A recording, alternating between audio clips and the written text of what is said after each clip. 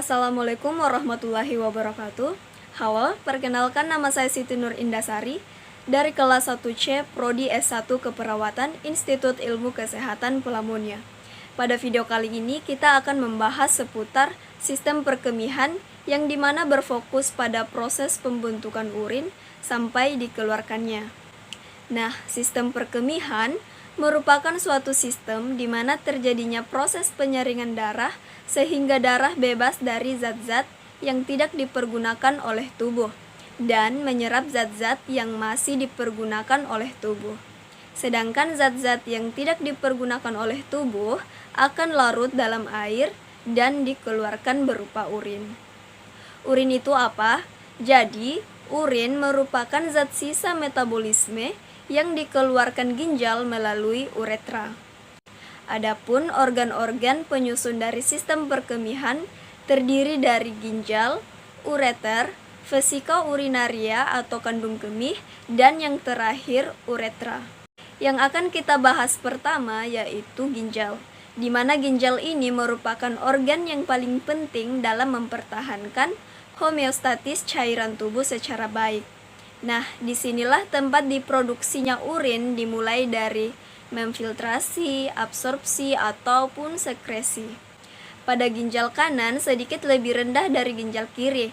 Itu disebabkan karena adanya lobus hepatus extra yang besar. Ginjal juga memiliki selubung, di antaranya kapsula fibrosa, kapsula adiposa, fascia finalis, dan korpus adiposa pararenal.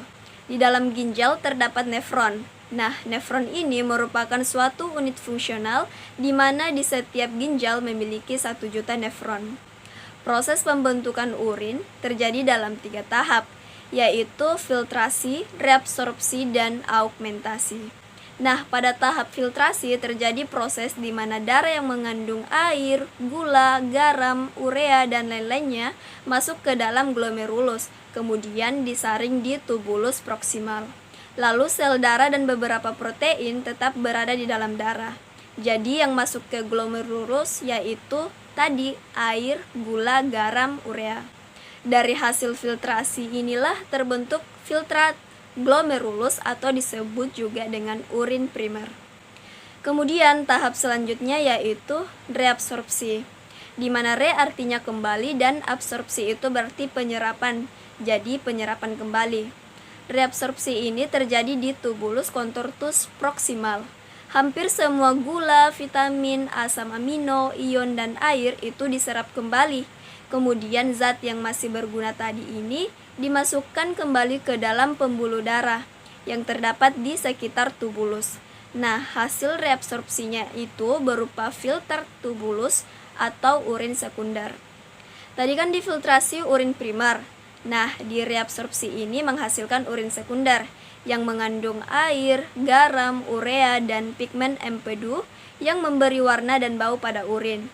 Itulah mengapa urin kita bisa berwarna kuning ataupun kecoklatan. Kemudian augmentasi. Nah, augmentasi terjadi di tubulus distal. Beberapa zat yang keluar dari kapiler peritubular ke tubulus ginjal. Apa aja sih zat-zatnya? Jadi, zat-zatnya itu ada ion hidrogen atau asam, kemudian kalsium dan kalium, kreatinin, lalu racun dan obat-obatan. Nah, akhirnya urin sekunder dan senyawa-senyawa tersebut membentuk urin, kemudian bergerak menuju tubulus pengumpul. Dari tubulus pengumpul ini akan dikeluarkan ke ureter. Ureter itu adalah tempat atau sebagai pipa saluran lewatnya urin antara ginjal dan kandung kemih atau juga uretra. Jadi sebagai penghubung. Jumlahnya itu ada sepasang sama seperti ginjal. Jadi satu ginjal punya 1 ureter. Setiap ureter itu memiliki panjang sekitar 25-30 cm dengan panjang penampang 0,5 cm, di mana salurannya yang sempit berlanjut dengan pelvis ginjal dan terbuka ke dasar kandung kemih. Kemudian setelah dari ureter ke kandung kemih atau ke vesika urinaria yang dimana berfungsi untuk menampung urin sementara. Jadi sebagai tempat penampungan kemih. Itulah mengapa pada ibu hamil sering mengalami buang air kecil karena disebabkan adanya penekanan dari janin. Vesika urinaria disusun oleh lapisan otot polos dan dapat menahan 500 mili urin yang jika sudah terisi maka akan merangsang reseptor yang terdapat pada kandung kemih untuk menimbulkan keinginan berkemih. Selain itu, kandung kemih juga berhubungan dengan uretra. Nah, yang terakhir ialah uretra. Uretra merupakan saluran yang membawa urin keluar dari tubuh. Nah, pada wanita hanya dilalui urin saja dan uretranya lebih pendek sehingga lebih berisiko infeksi. Panjangnya hanya sekitar kurang lebih 3-4 cm. Sedangkan pada laki-laki selain dilalui urin juga dilalui sel kelamin jantan dan panjang uretranya 18-20 cm.